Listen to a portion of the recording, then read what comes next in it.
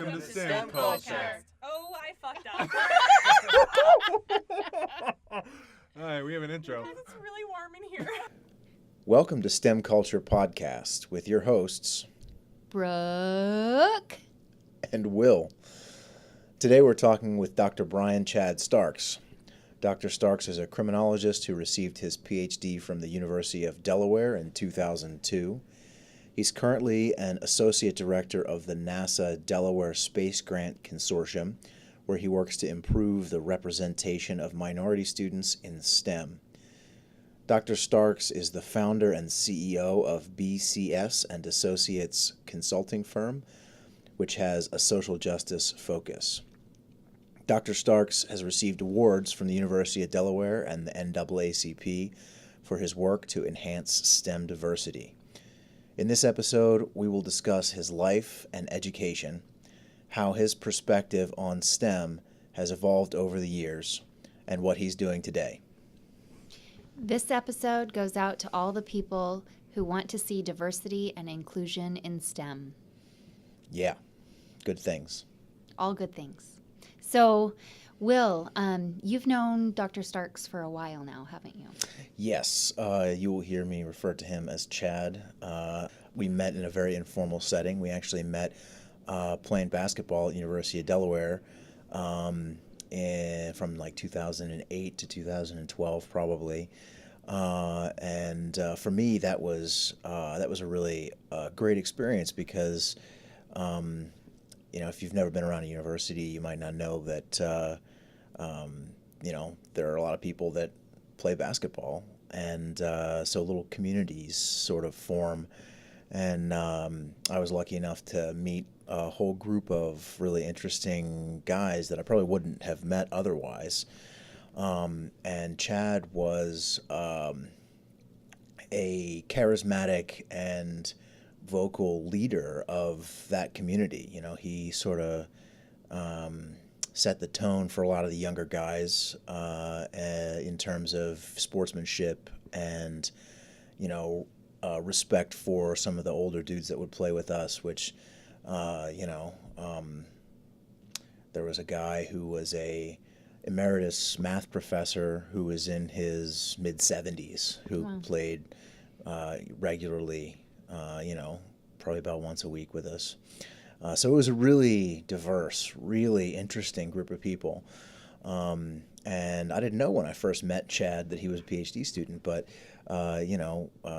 eventually we became close enough friends that I learned about his work. And so having made that connection, now I'm lucky enough to be able to call in the Air Force here and have a really talented guest on our podcast. Very cool. Very cool. Well, I am excited to hear from Chad. Yeah, so that interview is coming up, and we hope you enjoy it. Hello, Dr. Brian Chad Starks. I'm accustomed to just calling you Chad. Is that all right with you? That's for fine. now? That's fine. Also with us today is my co-host, Brooke. Hello. So, Chad, I wonder if you would tell us, in your life before you got involved in STEM, what was your feeling about STEM and why? And specifically, what kinds of experiences led you to that impression of the STEM fields? Well, this is interesting. When I was thinking about this opportunity, I had to trace my intrigue all the way back to being a lad in Columbia, South Carolina. And even though it's, we lovely refer to my city as the metro. It's not a large metropolitan area, but, the concrete jungle, as we call it.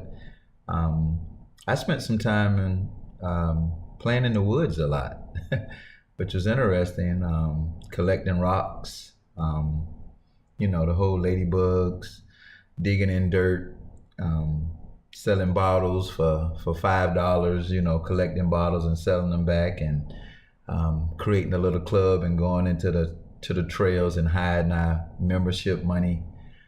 And I didn't know it at the time, but I had this intrigue in rocks and plants and dirt, and that was kind of like the entry I got to my intrigue for STEM. But as I traveled through high school and was fortunate to take some, I guess, advanced courses, my teachers were very supportive about my ability, I guess, to be a little bit intelligent. And I didn't recognize it then, but I had taken enough high school credits to where I didn't need to take that many courses as a senior. And I stopped after chemistry my junior year. And I really stopped applying myself with STEM. But I went to Wofford College in 1990 to be a computer science major. And Will, I know you don't even know that story, but interestingly enough... No, I never heard about this chapter at all. Yeah, interestingly enough,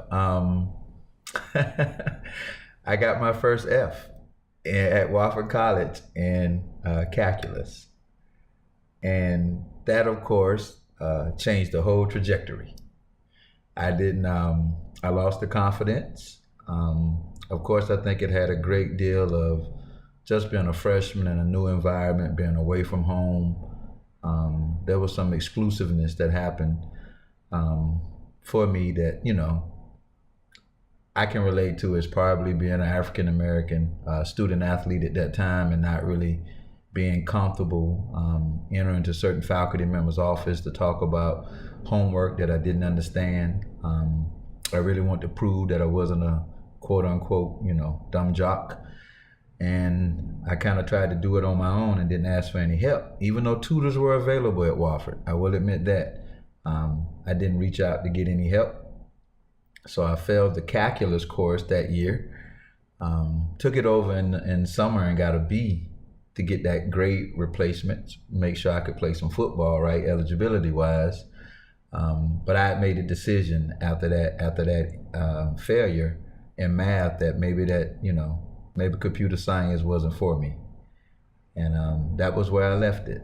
I even took chemistry my freshman year instead of taking the general ed astronomy that the rest of my teammates were taking. I took the chemistry course because, I was smart in high school. And I got a D in that course. So this was the first time I probably had I know it was the first time I failed the course, and I know it was the first time I had an F and D, and that was my first semester. So I think that introduction to STEM started as a kid, and I kind of got off track when it got tough and when I didn't get the affirmation from grades that I belonged, and didn't really have anyone to say, hey, this happens to a lot of freshmen, and here's some tools or some tactics to take in that, you can keep fighting for it. So I switched to sociology. That I had never heard that story before, and do you think that you were the only person that was in that kind of a position that came in as a student athlete and sort of got confronted by this new environment and initially didn't fare so well, and then didn't have anybody to say, don't be so hard on yourself right away? No, it was a couple of my teammates as well as some basketball players that faced some of the same challenges. I don't know if I said, but I attended Wofford College, and Wofford had a 3-2 computer science program that had, I guess Wofford was like the sister school to Georgia Tech. And Will, as you know me, I dream big. I dream big, and getting to Wofford was an opportunity to continue my education by financial means of playing football. But I expected to go there for 3 years and finish my last 2 years in Atlanta, Georgia at Georgia Tech, earning a computer science degree. And I didn't know how to, I really didn't know how to reach out and say I needed some help. I had been cultivated as a youngin', I would say, to, you go out there and you got to make things happen on your own. So me and some of my teammates used to sit in the room. My roommate, who's a attorney now, used to wake up in the middle of the night claiming to have nightmares about his biology professor. So it was like a campus thing that, and Wofford was very hard. Like I took my first multiple choice exam in graduate school. I fear blue books. Okay, wow. Yeah, I fear blue books now as I as I walk The dreaded past blue them. books. Yes, even in the bookstore. But I do think there were some structural components that we lacked. I do think there was a lack of cultural competency for us at Wofford, and just some of those things where I don't think we were up to par in those lanes. What do you mean? What do you mean by that? That the structure that Wofford had in place to support student athletes or black student athletes wasn't good enough? Definitely black student athletes. There was no faces. There were no cultural bonds being established outside of the coaches. And in the city of Spartanburg, we would often walk through the mall because I was fortunate enough to go to college with some local kids from Spartanburg, and they would take us to the mall just to get exposure in the city. And I never forget this older African-American female, this black lady walked up and she was like, they still using y'all babies to play football over there, huh? And I was like, what? Like, what? Hey, I'm smart. They told me I was smart. What are you talking about? Like, I deserve to be over here. So of course that brought some intrigue and some questions. I mean, I knew it was predominantly white institution, but when you're sitting in that classroom and you're taking those 16, 17 hours and you don't see any familiar faces standing in front of you giving instruction, and if you don't know that you're supposed to go to office hours and introduce yourself and debunk stereotypes that attach to your racial identity as well as your athletic and scholastic identity, it can be a little bit overwhelming. So you figure out ways to cope, and usually you cope with those that are going through the same situations, which, struggle love is real, but they don't have any more insight about Right. navigating the space either. Right. Yeah. We built great bonds and we all have great relationships today, and it's decently comical because we made it through in 4 years, but that started the impetus to really start saying, hey, there must be some different conversations to have a more inclusive environment. So yeah. I think there's a big conversation that needs to be had here about how people get to college and what the emphasis is once they get there, because I think most people would agree that starting out a computer science program as a freshman in college is a pretty overwhelming experience by itself, much less trying to do that and be a collegiate athlete at the same time. Yeah. Yes. And the demands that you have, it's not just your classes, it's what the coach's demands are as well. Definitely. Yeah, and I can only imagine. So we're wondering how you ended up pursuing a STEM PhD when you moved over to sociology. A STEM PhD? Yes. Oh, I don't have a STEM PhD. My PhD is in criminology. Okay. Isn't that a social science? Yeah, it's a social science. And the STEM world doesn't acknowledge the social sciences yet. I'm fighting for that conversations.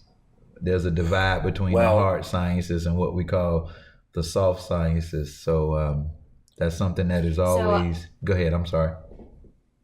Well, my degree is in anthropology, and I would have to side with you on that. The amount of science I did to get my degree was just as much as a biology student, right. And yet it's considered a soft science. Exactly. But you're working with large data sets, so and taking a lot of the same classes. Right, and I mean, we're doing quality research. Fortunate enough to go to University of Delaware. I mean, I'm being trained by some of the best in my field. Theoretical frameworks.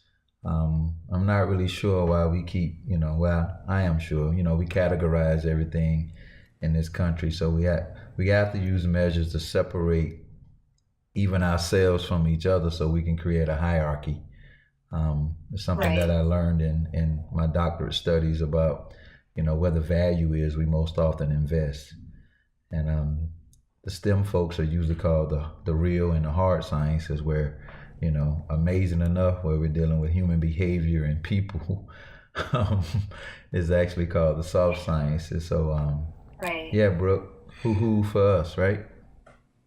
Yeah, exactly. Well, I mean, I think I've managed to stumble into another philosophical question that we maybe don't want to get into, but for what it's worth, I think that that the thing that makes something science is the way you do it, not the subject. Right. So if you approach. are using a systematic methodology and controlling for error and using statistics to draw inference about things, and doing surveys. I mean, I probably don't know enough about criminology to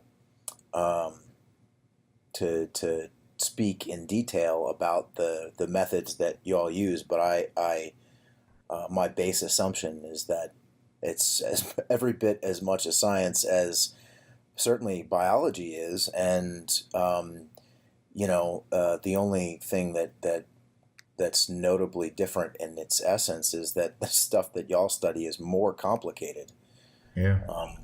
It's probably worth noting also that, I mean, I think 100 years ago or 200 years ago, biology was considered a soft science. Right. And so, I think hopefully things like people's attitudes are going to be changing about that. Well, what pushed you to continue on your studies into a PhD or a graduate program? Being a bail bondsman. Okay. That sounds like another story. Yeah. I'm intrigued. Mass incarceration. I became a bail bondsman in 1999 after earning a master's degree in criminal justice and a master's certificate in alcohol and drug studies. And the war on drugs was, my life, my family, my community, my race, ethnicity. It was everywhere. And uncles and cousins and friends, due to structure and equality, had made decisions to participate in an economic system that was illegal. So I wanted to open the floodgates, and the floodgates being jails. And I became a bail bondsman, and it took me maybe 7 minutes to write my name on a legal document to get someone out of jail. And I enjoyed that power, I enjoyed that privilege, and I was gonna save my family, my community, my race, and the world by being a bail bondsman. And Will, this is a part of my story. So I would give you a part of it for my book. But thankfully, in being a scholar and an activist as well as a business owner, I had the epiphany of my role in a system of oppression against poor minority and most often male people at that time, that I was taking advantage of the most vulnerable people at the most vulnerable time. And I was a part of a system that was financially profiting from injustice, from arrest all the way to adjudication. And I decided that that's not what I was supposed to be doing. So after 6.5 years, I decided to close my company and become a part of the conversation. And I wanted to be in the room with the people that were making the decisions about this criminal justice phase. And I found a program at the University of Delaware that was going to give me the best training to theoretically understand why systems like this exist and how to address those issues. So I left, closed my business in June of 2006, and I started the Ph.D. program in criminology at the University of Delaware that late August. And I came in to understand how stories have been written about my community, my family.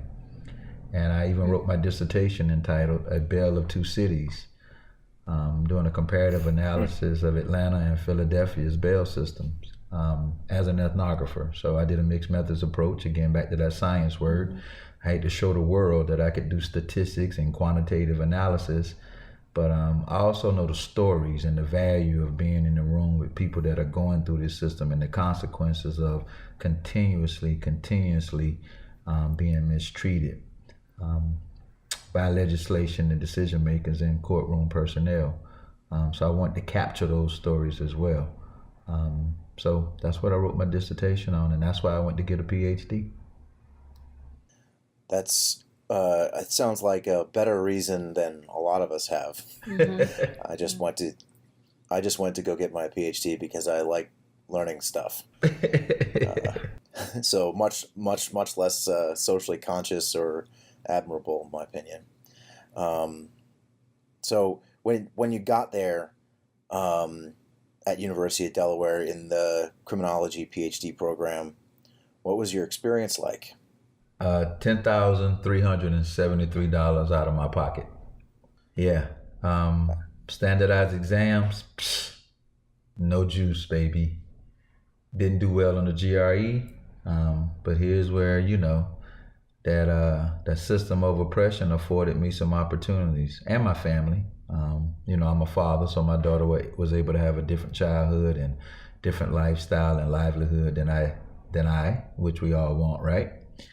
But I had to pay for my first semester. It's another story about, how I came up to Delaware and how I got into the program.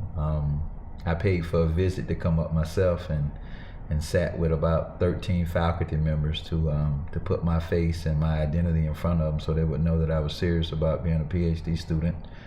And fortunate enough, they gave me a chance.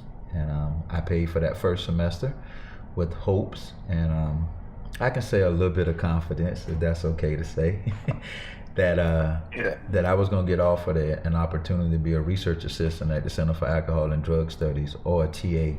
But I really wanted to learn how to do research. And about the third week into that semester, I got an opportunity and was informed probably 2 weeks later that I would be given a research assistant position at the Center, CDAS as we call it, at the Center for Drug and Alcohol Studies. And it was great. I mean, I came in and I was about to work, much smaller apartment because my lifestyle changed, and no cable. Will, as you know, I'm a sports connoisseur, I like to call myself, and I used to reward myself to go watch college football on Saturdays and Sundays if I did all my readings and my work by Saturday morning at 11:30. So it was, that first year was about keeping my head down and showing respect for a new environment. Assumptions can get us all into trouble, and I came in to build relationships. I'm a relationship type person. I'm gonna give everyone a shot. I'm hoping that you give me one. And I built a number of substantive relationships to create a good foundation for me in that first year. So my first year was good. I got a lot of love from my faculty, a lot of love from the community in Delaware. And being a research assistant gave me tons of opportunities to be in spaces where I had intrigue, from the community to prisons to working with professors that had a different perspective other than just, learning the theory. We wanted to do some more applied stuff at the center, so it was good early on. Did it maintain that way throughout your PhD? Oh, Brooke. No. I'm a critical criminologist, which means that I study systems.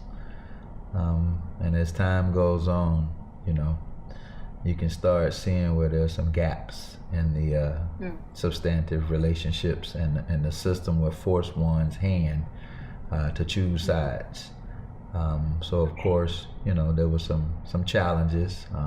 I'm gonna challenge, and there were some conversations that needed to be had. Most often they were appreciated, respected, and responded to. And there were some relationships that were lost because of those challenges. But when you train me, as as we say, I'm not going to be a student forever. At least we hope not. And so I just took the training that I got, and I, became much more. I was always conscious. I've been conscious for a while. But you add that to that formal doctoral training with critical thinking and research skills and being able to analyze information and data. I began to challenge and do some pushback in some of those spaces. So, yeah. Yeah. I mean, the disproportionate representation was the huge thing. I can go ahead and say it. And a lot of the faculty members, and I mean good-hearted people, just with, sometimes being white in academia doesn't allow you to see what you don't see. And when you don't see people of color in your faculty members, you just assume that this should be the norm and can't understand the value of why any race or ethnicity struggles from only having one perspective to look through the lens of what crime and what criminology is. And I brought that to the forefront. I'm saying, we need to have more people of color talking about the issues that we're writing and talking about, especially when majority of those people are people of color that are being incarcerated. And everyone will benefit if we can get some of those perspectives. We are going to do research differently when it comes to some of the same topics. And I said, I thought we were building two boxes here, right? Like the more access to information and resources would make me a better candidate on the job market, but it's going to make me a better scholar. And I'm going to carry your name, your confirmation bias identity of being a Ph.D. from the University of Delaware. So don't limit my exposure as well as my colleagues. Right. So so you said that those challenges to the sort of way things were in the culture of your department were met with a mixed reception. Have you seen any change in the representation in that department since your time there? I didn't leave no stone unturned, Will, while I was there. So me and two of the faculty members, there was an incident about a black faculty member. Actually, the top ethnographer in the country was coming in, and I was invited to a lunch. And I questioned why was I being invited, because he was black. And I made the statement that there have been white faculty members coming to campus and no one has invited me to go to lunch. And of course that, here's that critical thinking, right? It's like, oh no, it's not that. And then I said, okay, if it's not that, then have all the people of color been invited to go to lunch or dinner to meet with him? And I said, I will go if they get an invitation and we get 20 minutes to sit with him by ourselves. And that was rejected. And the quote was, I don't want to separate the department. And this gentleman is a colleague. He and I challenged him a great deal there. I have the utmost respect for him and his research and his work. And I told him to look down the hallway. The department is already separated. And he said, So he wrote the chair an email, and included me about our conversation. And she called me and she said, Brian, do you want my car, my credit card, my office? This is a great idea. So we took advantage of that. And that person and he became a mentor for me. I ended up being invited to his campus to give a presentation on my dissertation work. And we're talking about an Ivy League institution for a kid that was in the woods at one point, digging up rocks and bearing $3 and $4 and not knowing what direction life was going to take him. But we also, me and two colleagues who I greatly appreciate, we decided that we were going to work together, and I made the leap and said we need to get more on campus. So I started what's called now the Minority Mentor Lecture Series. And it is a lecture series that brings in people of color to present their work, either sociologists or criminologists, so that everyone can have exposure to them. But it also is an opportunity for minority students to spend some downtime, go to dinner with them, to be able to ask some of the questions that the white faculty can't ask about what is it going to be like on the job market for me? How much does race play into that? Will I have access to national data sets to be able to further my career, to get tenure, to become a full professor? How does funding work? Do I need to go to 6 conferences? What about my presentations? Have you been able to get any grants? Do you think race has anything to do with any of this? There's a reason why there's disproportionate representation. Is not because people of color lack the ability to graduate in doctoral programs. So that is a program. You can look it up. They use it. It's on their website. They still are inviting these faculty members in. And what we did was we wanted to make sure that these faculties of color got treated great as well, right? Because they have gone through some tough times in getting into that space. And everyone isn't comfortable calling this stuff out. I can remember the first faculty that we brought in, she pulled me to the side and she said, Brian, who are you? And I'm from South Carolina. And I was like, ma'am. She was like, don't ma'am me. She was like, first of all, there aren't many programs that are doing stuff like this. And she said, but baby, you're a graduate student. You're not supposed to be speaking out against racial injustice as a graduate student. And here's where being naive comes in handy. I didn't know I was supposed to be quiet. I didn't know I was supposed to take hush money. As Dr. King says, right, eventually silence is betrayal. So I didn't know any better. And I believe that I had some good-hearted and some good-willed faculty members that maybe just hadn't thought about it the way I thought about it. So I'm thinking that there's an opportunity for me to show that I got some weight to toss around in this academia conversation as well. Have you thought about this great idea? So we got some funding, and we take them to the best restaurants, and we put them up in the nicest hotel. We offer an honorarium, and we also offer a session the following morning. They come and give a department-wide talk, but we also invite the graduate students to come to a research focus session, right? Again, we don't want to marginalize any student that could build a relationship with a scholar that could give them an opportunity, right? Right. So the white students get to come, black students, Hispanic, all graduate students that have the same research interests. You come the next morning, you sit, you talk, you build the relationships, and then the remainder of the day for lunch is where the minority students used to go and get some of that social time to be able to say, hey, kick back and, kind of build a relationship.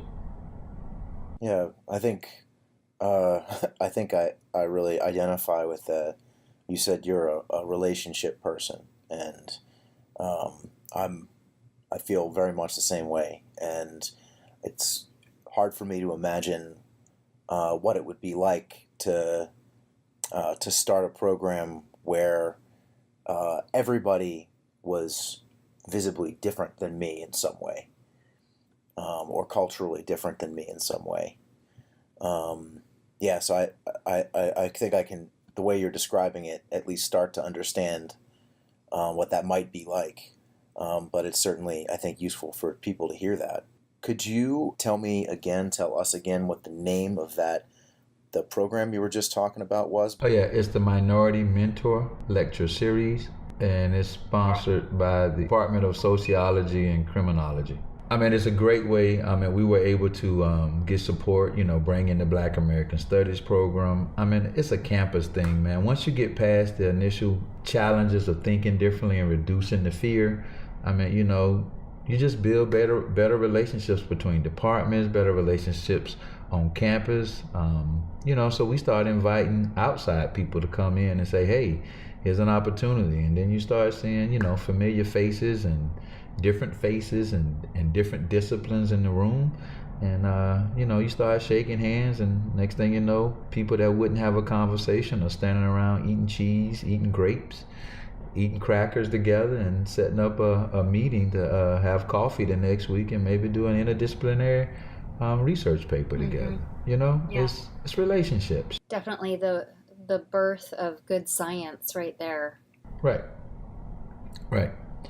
Which I'm pretty sure we're going to talk about on one of these programs about how we're doing it in STEM now. So, yeah.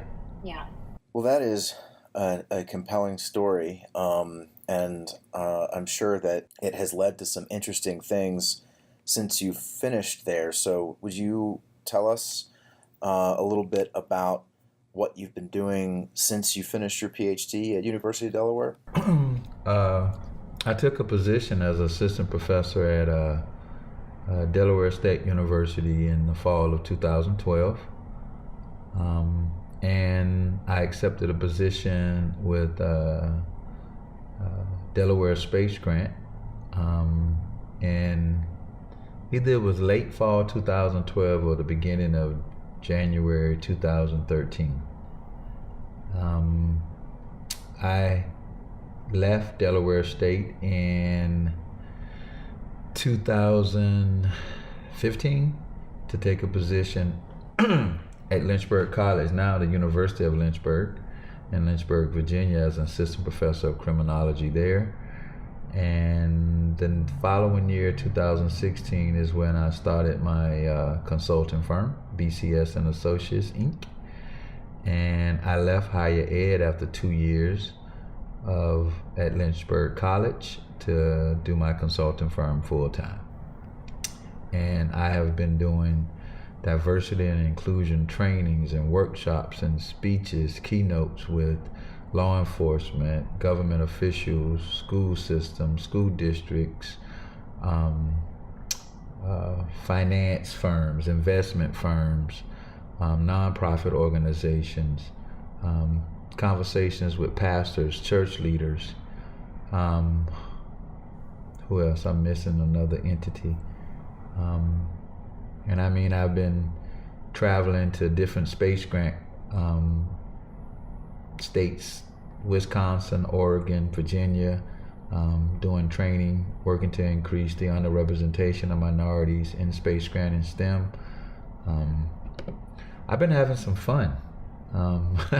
I've been putting on my activist and scholar hat. Of course, I've been writing still. So I do have some publications. So yeah, that's some of the things that I've been doing since I got the PhD. So you mentioned that you're writing a book. Do you have any idea of when we might be able to see that at our local bookseller? My deadline is April the 30th, and I'm actually I'm there go those big, dreaming big, right?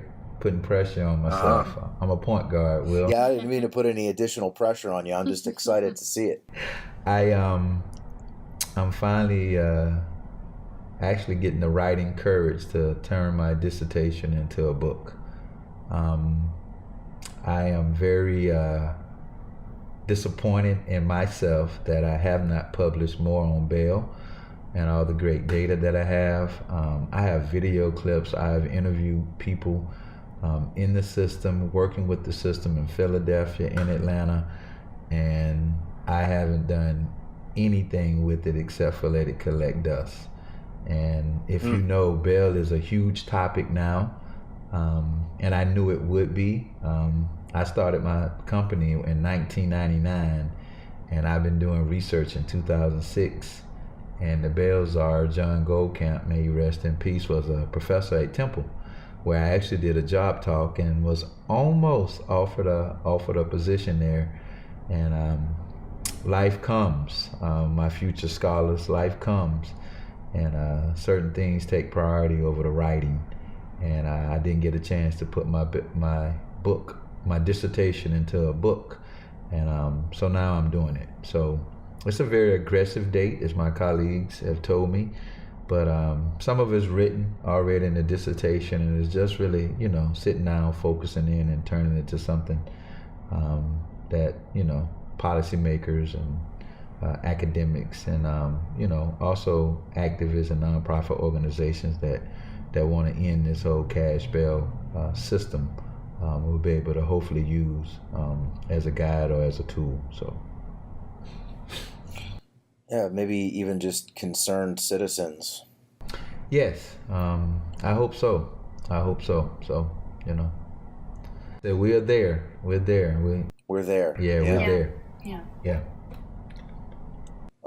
So you mentioned future scholars, and so I wonder if I could ask you what led you to your exit from academia. What was the reason for that? I couldn't find a home, and eventually I would take my ball and go to another park, and I just couldn't get along with the structures at Delaware State.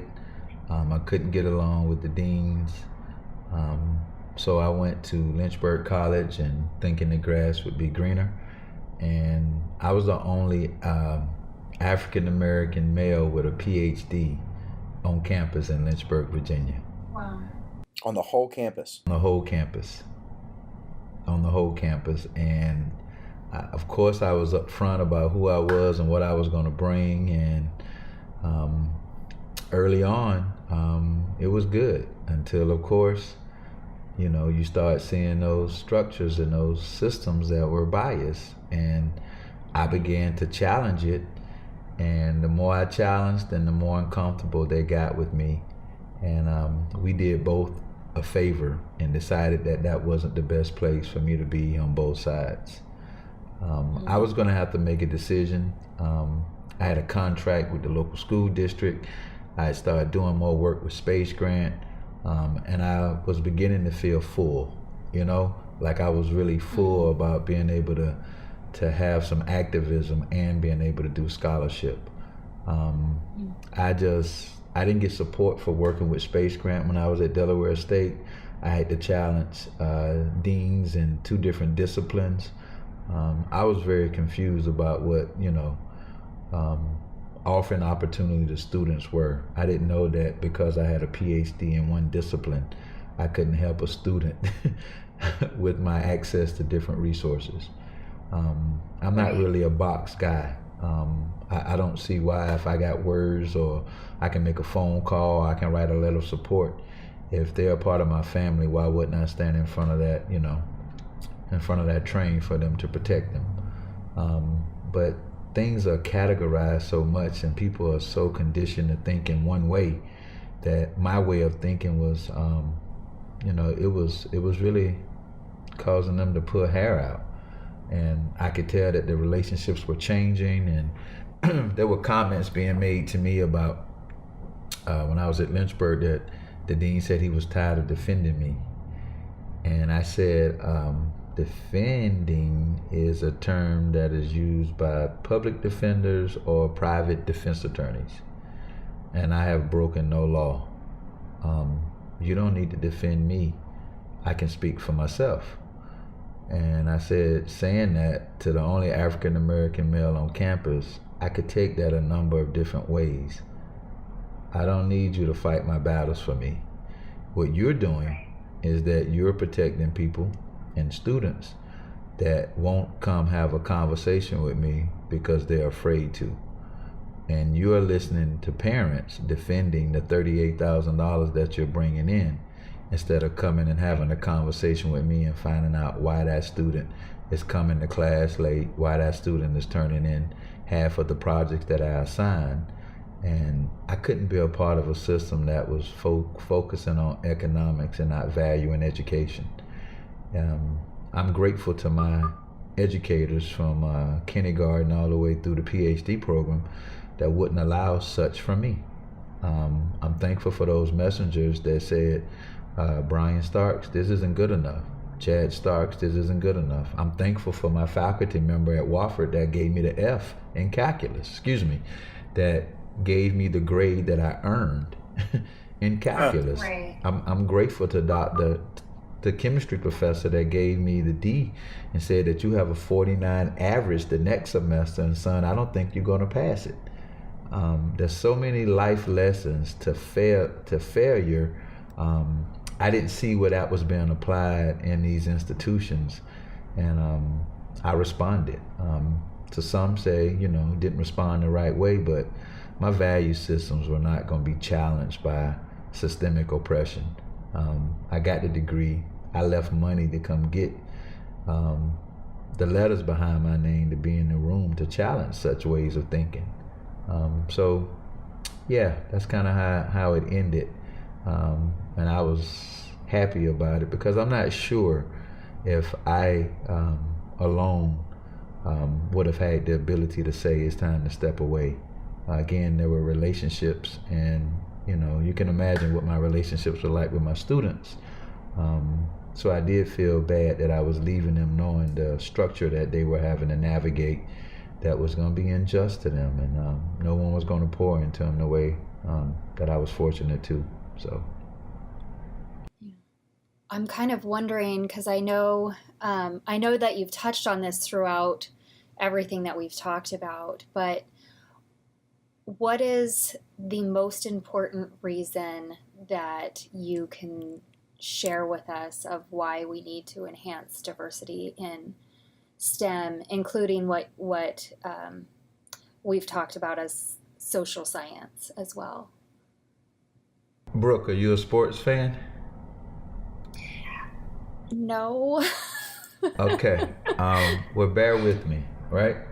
Okay. I think sports has been able to create an equitable system where you put the best players on the field to create the best team to get the most productivity out of individuals and groups. Why wouldn't we want the same thing in STEM? Right. That's why. Absolutely. That's why. Yeah. I want to give STEM the best scientists, and we are missing a great deal of the best scientists by excluding women and people of color. No doubt. No doubt. Best scientists gonna produce the best research and the best work, and it's world changing and it's life changing. Enough with that traditional way of thinking. We want the best pool. I'm one of those people that is actually trying to talk himself out of a consulting firm. I am. Yeah. I am. So I know that, what you did in graduate school was really, really impactful, and now it's a program that's continued on to promote diversity.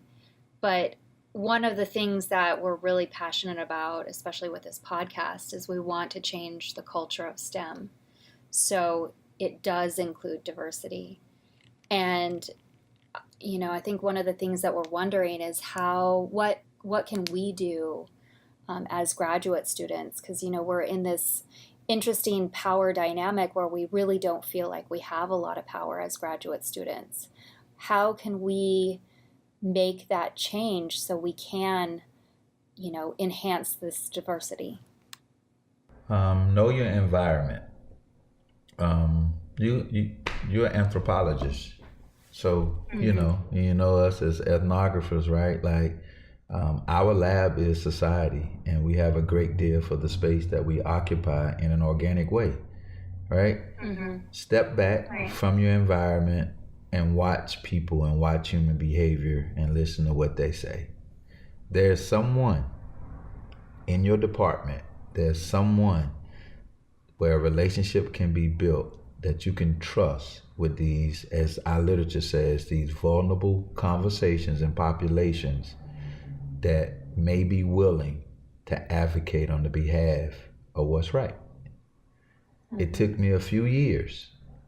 I had to socialize. I had to put myself in harm's way. I had to get uncomfortable to get comfortable.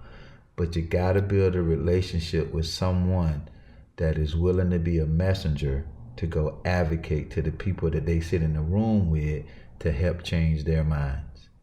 I didn't have to have some of the conversations with the entire faculty. I built relationships with 2 faculty members, and they became the messengers with their groups. Okay. Build relationships, figure out who you can trust with these conversations, and allow them to go talk to like-minded people that they will have the ears, the hearts, and the spirits to start relaying some of what you believe, what they believe, in order to get the decision makers to come have a conversation with you. That was the initial step to what I did. Then I think that's really good advice, because oftentimes the thought of addressing an entire department is very terrifying. Exactly. And it should be, right? Because there's either there's going to be hush money, or there's going to be even more marginalization against you. And Right. you're there also to get the degree, because we need you in the field, contributing to the literature, contributing to the field. So and traditionally this is what happens, right? You know, that loud person in the room will always be the antagonist. Well, Right. it doesn't have to be loud, defined in the same way. Use some of those social skills that you have to build relationships, and let those voices represent your voice. Someone that has as much on the line as the other people that they're going to be having the conversations with.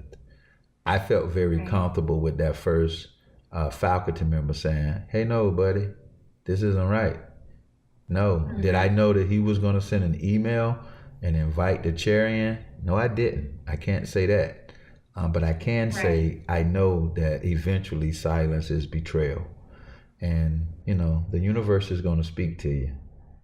Put it out there and listen. Yeah. Yeah. Yeah. And then, and then you can call me to Go come ahead. in as a consultant when you need me. I was gonna ask. I was thinking that too. I'm doing it, right? Like, I'm bringing this. Well, I know that's hopefully we get another time to talk, but there's an interdisciplinary approach to this thing, right? We need to be social science and the STEM folks. You know, we're trained in certain expertise that, graciously our STEM folks aren't trained in. So why can't we have a team? Why can't we have a team? Right. Yeah. I think, there's most of the best stuff gets done when you put more than one smart people on it. Yeah.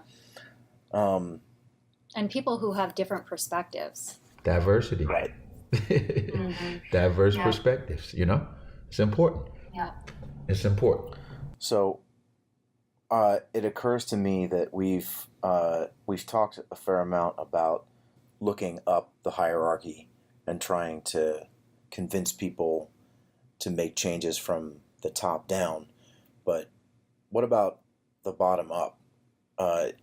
If there's an underrepresented graduate student listening to this, what's something that you would say to that person about how to move forward and be successful and happy? First thing I would say is you deserve to be in the room. You deserve to be on the campus. You deserve to have your name listed as a graduate or a doctoral student. And that comes with having some confidence and some affirmation.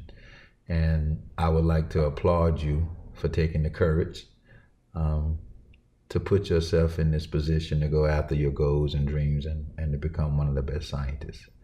I would also say, again, understanding the environment and knowing that you're going to have to go in rooms, social scenes, offices, talks, lectures, where you may be the only one that has a physical representation from your identity as you do. And that's going to be challenging. There's no other way to put it. It's going to be challenging, but we need you, and we need you to show up often. And we need you to build relationships with people that don't look like you. You need to understand the way of thinking in an environment that you want to prosper in. You can't play hopscotch with it. You can't decide Monday to go, Tuesday not to go. You're going to have to go to a number of these spaces where you feel ostracized. And it's heavy. I would advise you to step outside of your department and find a safe space on campus, be it the Black Arts Center, the Cultural Center for Black Studies. Black American Studies was a place where I built relationships with faculty members that I ate dinner with, I hung out with, created some friendships. Don't limit yourself to an educational or academic discipline. Think about it from a cultural perspective. And one thing that's important is get into the city. There's always a home in the city where you go to school. Go to the local restaurant, go shoot basketball at the local gym, because it's so important to be around people that look like you. Another part of my story, Will, but that first year in the Ph.D. program, I used to ride to Wilmington and sit at the bus station just to see black people. Didn't know them, didn't know it. I just used to park my truck and just watch black people get off and on the bus. And it was like refreshing. And it was like, we do exist. And there was some honor in saying, I got you. I'm about to go back down here to Newark because I understood about the busing system and, the issues with, blacks getting in University of Delaware. I started understanding all that. So I took pride that I was one of the chosen few to be able to have that racial identity, but also have the academic standards in order to be able to be in that space and represent them. I got a great deal of love from people in Wilmington whenever I said I was a PhD student at the University of Delaware. I got a number of speaking opportunities when I used to say, please come talk to my son, come talk to my daughter. Hey, boo, he a PhD student at the University of Delaware. Church members. I was in ShopRite picking out some fruit and having conversations, and people like, you go to UD? Like, you could see the surprise on their faces, but it meant so much to me because I meant hugs and the affirmation and appreciation that you're basically representing a group that's been marginalized. And it's going to be heavy, women included. It's going to be heavy, but we need you, and it's necessary to be that trailblazer. So. Well, thank you. That was, a lot of insight that I think is going to be valuable for my perspective going forward, and I hope also absolutely. for everybody else. Yeah. And so reflecting on that Martin Luther King quote that he mentioned was actually from a really interesting speech by Dr. King on the Vietnam War, which is called Beyond Vietnam. You can find that on YouTube, and I'll link it in the show notes. But another thing that Dr. King said in that speech is that true compassion is more than flinging a coin to a beggar. It comes to see that an edifice which produces beggars needs restructuring. And that's a terrible reading of that. But the point being that our society will be better off if it doesn't produce beggars. And, when we're talking about education, and inclusion in fields like STEM, people should not have to beg to be a part of those things. Yeah. Good point. You can find us on Twitter at STEMculture, one word, or email us at STEMculturepodcast@gmail.com. If you like what we're doing, please rate us on iTunes to help more people interested in improving STEM culture find us. If you like to support us, you can find our Patreon on our website, plus show notes, articles to stimulate, and links to our YouTube channel of transcribed shows at www.stemculturepodcast.com. Find Dr. Starks on the web at brianchadstarks.com and his consulting firm at bcsassociates.com. Until next time, don't forget to consensually hug a grad student, or at least buy them a coffee. This wraps up the first season of STEMculture Podcast. It's been a journey for us, and we're grateful to all of you who have come along with us on the journey. We are planning our next season over the summer, so look for STEMculture to return in the fall of 2019. From all of us at STEMculture Podcast, have a great summer. Yeah, so knock knock. Who's there?